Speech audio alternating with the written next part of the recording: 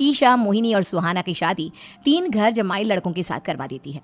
उन्हें लगता है कि ये लड़के शायद घर का कामकाज संभाल लेंगे, लेकिन उनके तीनों घर जमाई बहुत आलसी थे। वो नौकरी भी नहीं करते थे और बाहर का काम भी नहीं। कावेरी जी ने अपनी बेटियों से कहा कि वो प्रेगनेंसी का बहाना बनाकर अपने पतियों को सबक सिखाए। अब सुनिए आगे। मम्मी, आपने जैसा कहा था हमने वैसा ही किया, लेकिन देखिए ना, विवेक का हाल तो वैसा का वैसा ही है। घर में ना सुबह का नाश्ता बनता है और ना खाना। नौकरी पर जाने की बात करूं तो खाने को दौड़ते हैं मुझे। हाँ मम्मी, मैंने भी सुमित को कितनी बार कहा कि अगर नौकरी नहीं करनी तो कोई छोटी सी दुकान ही खोल लो, घर का खर्चा कैसे चलेगा। देखो दोपहर के 12 बजने आए और जनाब अभी तक सो रहे हैं। हाँ मम्मी, ईशा और सुहाना ठीक कहती हैं। अविनाश का भी यही हाल है। जब मैंने अपनी प्रेगनेंसी के बारे में कहा तो मुझसे कहने लगा, अरे दूसरी लड़कियां तो 9-9 महीने तक नौकरी करती है, बस डिलीवरी के टाइम छुट्टी लेती है। मोहिनी, तुम भी नौकरी करो। अब मुझे कहाँ नौकरी मिलेगी। मम्मी बताओ अब मैं क्या करूँ। हे भगवान, क्या सोचकर घर जमाई दामाद लाई थी मैं कि मेरी बेटियां मेरे पास रहेंगी और खुश रहेंगी, लेकिन इन आलसी दामादों ने तो हमारी जिंदगी को भी प्रॉब्लम में डाल दिया है। मैं तो कहती हूँ मम्मी, हम लोग वापस अपनी जॉब पर जाना शुरू कर देते हैं। बता देते हैं इन लोगों को कि हमने प्रेगनेंसी का बहाना किया है। नहीं नहीं बेटा, ऐसी गलती भी मत करना। अगर तुमने ऐसा किया तो इन तीनों की आदत और खराब हो जाएगी। अरे आज नहीं तो कल कभी तो तुम प्रेग्नेंट होगी, तब वापस यही प्रॉब्लम आएगी। तब क्या करोगी तुम तीनों। हाँ मम्मी, आपकी बात तो बिल्कुल सही है। इन लोगों को तो सुधारना ही पड़ेगा। लेकिन कैसे? अपने बच्चों के आने की खबर सुनकर भी इन लोगों पर कोई असर नहीं हो रहा। पैसे कमाने के लिए घर से बाहर निकलना ही नहीं चाहते ये तीनों। अब मेरे दिमाग में एक प्लान आया है, तुम तीनों चिंता मत करो। उन तीनों को बुलाओ, फिर मैं बात करती हूँ। थोड़ी देर बाद कावेरी जी अपने तीनों दामादों को सामने बुलाकर अपनी बात कहना शुरू करती हैं। अविनाश, सुमित और विवेक, देखो बेटा, मैं ना तुम तीनों से बड़ा प्यार करती हूँ, इसीलिए तो तुम्हें घर जमाई बना कर रखा है मैंने। अरे मम्मी जी, सीधे सीधे कहिए ना, क्या बात है। प्यार तो हम भी आपको बहुत करते हैं। अरे मम्मी जी, आपकी इज्जत भी बहुत करते हैं। अरे भई, आपके जैसी सास और कमाने वाली बीवी सबको मिलती है क्या? हाँ मम्मी, विवेक और सुमित ठीक कह रहे हैं। आपकी बेटी से शादी करके मेरी तो ज़िंदगी ही अच्छी हो गई है। जानती हूँ मैं, और ये भी जानती हूँ कि तुम तीनों अपनी अपनी बीवियों से बहुत प्यार करते हो। बेटा, बात ऐसी है कि हमारे कुल गुरु ने कहा है कि प्रेग्नेंट होने के बाद मेरी तीनों बेटियां शुरू के 4 महीने हमारे गांव में जाकर रहेगी, जहां मेरे चाचा जी रहते हैं। अरे लेकिन क्यों मम्मी, गांव में जाकर रहने की क्या ज़रूरत है इन तीनों को।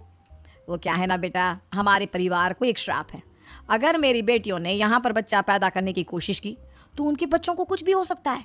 इसलिए अब से लेकर 4 महीने पूरे होने तक इन्हें गाँव वाले घर में रहना पड़ेगा। हाँ तो इसमें प्रॉब्लम क्या है मम्मी जी?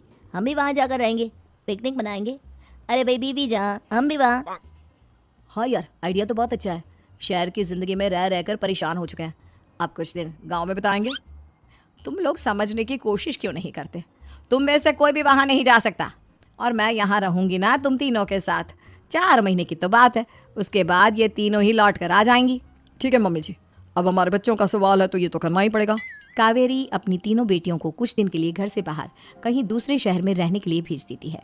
कुछ दिनों के बाद, अरे मम्मी जी, बहुत दिन से पिज्ज़ा नहीं खाया, मंगवाइए ना। क्या बताऊं बेटा, पहले तो बेटियां खर्चा दे देती थी क्योंकि उनकी नौकरी थी, लेकिन अब तो मेरे पास पैसे ही नहीं बचे। थोड़े बहुत पैसे हैं जो बच्चों की डिलीवरी में काम आएंगे। लेकिन मम्मी जी, आपकी बेटियों को वापस आने में तो अभी बहुत वक्त बाकी है। वही सोच सोच कर परेशान हो रही हूँ। सोच रही हूँ कल से दूध भी बंद करवा देती हूँ।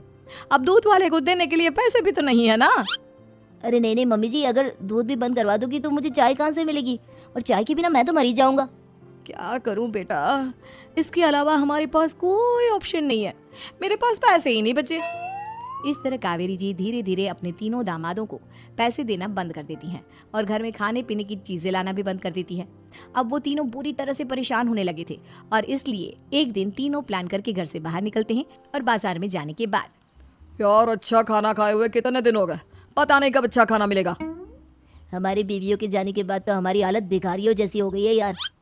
कुछ भी हो, मुझे तो आज पिज्ज़ा खाना ही खाना है। जेब में 1 रुपया नहीं और पिज्ज़ा खाएगा, कहाँ से आएंगे पैसे?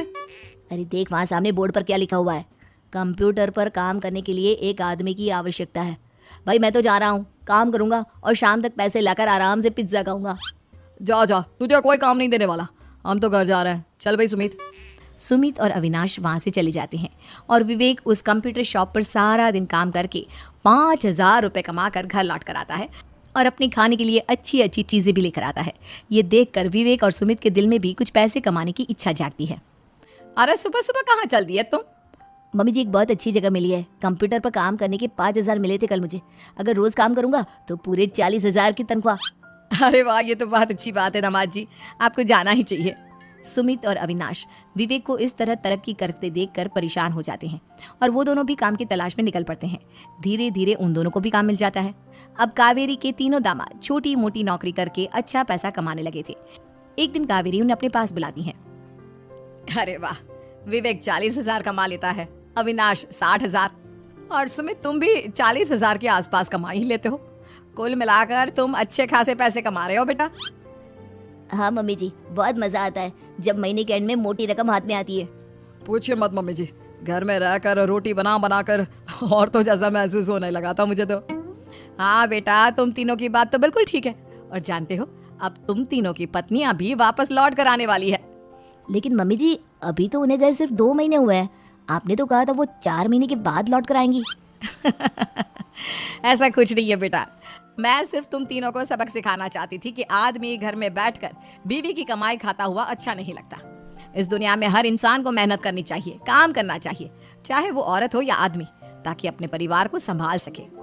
कावेरी की बात सुनकर उन तीनों को अपनी गलती का एहसास होता है और कावेरी उन्हें सच बता देती है कि ईशा, सुहाना और मोहिनी शहर में ही कहीं दूसरी जगह रह रहे थे। शाम के वक्त उन तीनों की पत्नियां लौट कर आ जाती है।